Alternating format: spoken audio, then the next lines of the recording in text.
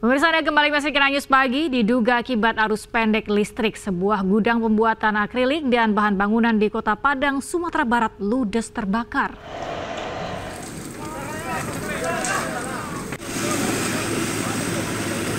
Api membakar sebuah gudang pembuatan akrilik dan toko bangunan yang terletak di daerah Cibadak Aja, Kelurahan Ampang, Kecamatan Kuranji, Kota Padang pada Minggu malam. Banyaknya material yang mudah terbakar membuat api semakin cepat membesar dan sulit untuk dipadamkan.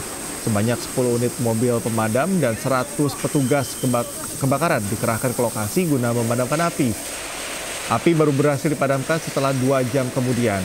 Selain meludeskan bangunan rumah dan gudang, api juga membakar 2 mobil yang berada di dalam gudang. Kami barang-barang yang di dalam gudang itu ada penumpukan bahan, jadi susah kami memadamkannya. Dan bahan yang di dalam itu berupa akrilik yang mudah terbakar. Untuk kerugiannya berapa? Kerugian lebih kurang 5 miliar. 5 orang terluka setelah sebuah tabung gas LPG 3 kg meledak di Kota Depok, Jawa Barat. Di tempat lain, 16 rumah dan 9 bangunan rumah walet hangus terbakar di Kutai Barat, Kalimantan Timur. Astagfirullahaladzim, ya Allah. Ya Allah. Astagfirullahaladzim. Ya Allah, rumah, ya Allah.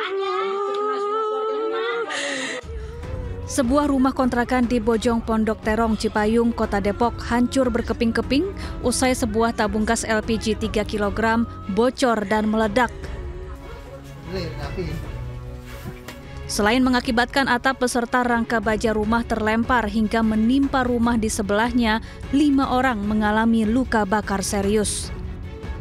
Pemilik kontrakan menangis histeris melihat kondisi rumahnya hancur. Peristiwa terjadi usai penghuni rumah membeli tabung gas 3 kg. Namun saat pemilik warung hendak memasang tabung gas di rumah korban, tabung gas ini mengalami kebocoran hingga meledak. Suami korban mengaku sempat mendengar suara ledakan kencang dan mendapati istrinya mengalami luka bakar 65%. Selain sang istri, terdapat 4 korban luka bakar lainnya, 2 diantaranya anak-anak.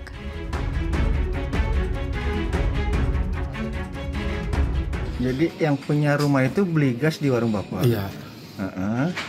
Warung saya, suaminya lagi di luar.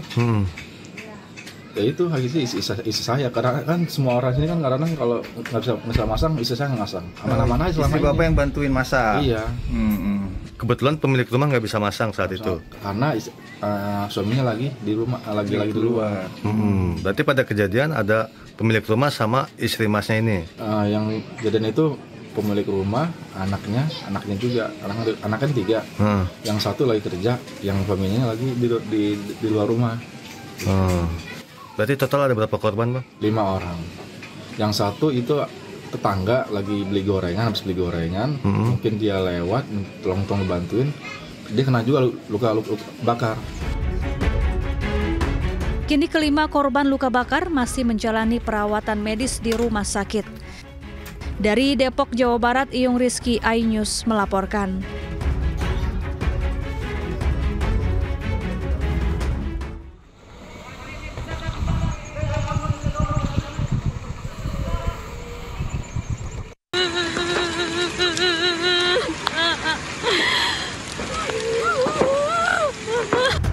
Warga di Kampung Sempan, Kecamatan Damai, Kutai Barat, Kalimantan Timur berlarian menyelamatkan diri dan barang berharga setelah melihat kobaran api membakar rumah mereka. Jauhnya lokasi kebakaran jauh dari pusat kota membuat warga tidak bisa berbuat banyak, lantaran hanya bisa menunggu mobil pemadam datang. Petugas pemadam mengaku kesulitan menjangkau lokasi karena sulitnya akses jalan. Bahkan, salah satu unit pemadam kebakaran terperosok di jembatan kayu.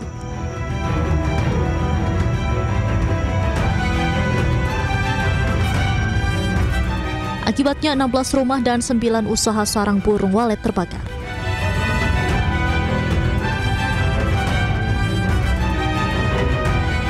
Untuk yang terbakar, informasi dari staf kampung tadi bahwa ada 16 rumah, 8 gedung walet dan perkiraan ada 28 kakak yang terdampak musibah kebakaran. Pak, dalam pemadaman di sini ada kendala nggak Pak? Kendala adalah jalan, karena akses jalan menuju ke kampung ini kan tidak ada jalan yang representatif, harus melewati jalan Holing. Akibat peristiwa ini 28 kepala keluarga dan 96 jiwa kehilangan tempat tinggal. Dari Kutai Barat, Kalimantan Timur, Ardi Wirya, iNews melaporkan.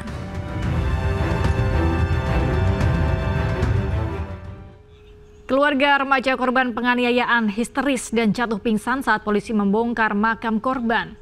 Korban diduga dianiaya oknum polisi usai menonton balap lari di Asahan, Sumatera Utara.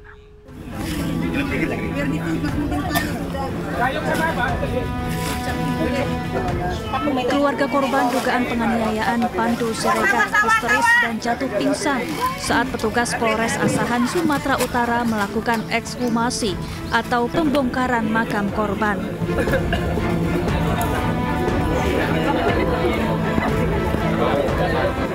Ekshumasi dilakukan di makam korban tak jauh dari rumah korban di Kabupaten Simalungun. Petugas forensik kemudian akan memeriksa jasad korban untuk mengetahui penyebab pasti kematian korban.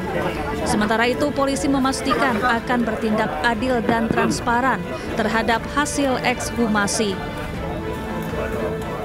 Ini kita sudah melaksanakan kegiatan ekshumasi, melakukan otopsi terhadap jenazah almarhum Pandu.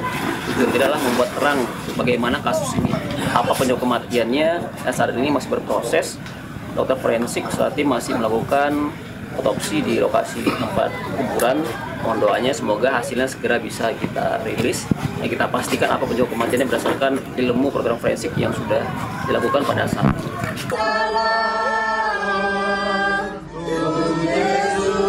Sebelumnya, Pandu Brata Siregar, remaja berusia 18 tahun, meninggal dunia setelah diduga dianiaya oknum polisi. Korban disebut menerima kekerasan usai menonton ajang balap lari. Menurut kerabat korban, oknum polisi menendang korban sebanyak 2 kali setelah polisi membubarkan paksa lomba lari tersebut. Korban terluka di bagian kepala, wajah, dan organ lambung. Keluarga korban menilai ada kejanggalan pada kematian korban dan meminta kasus ini diusut tuntas. Dari Simalungun, Sumatera Utara, Ulil Amri, iNews melaporkan. Terpergok mencuri motor seorang pria babak belur dihajar warga di parkir rusun Rawabuaya, Cengkareng, Jakarta Barat. Informasi selengkapnya kami hadirkan usai jeda.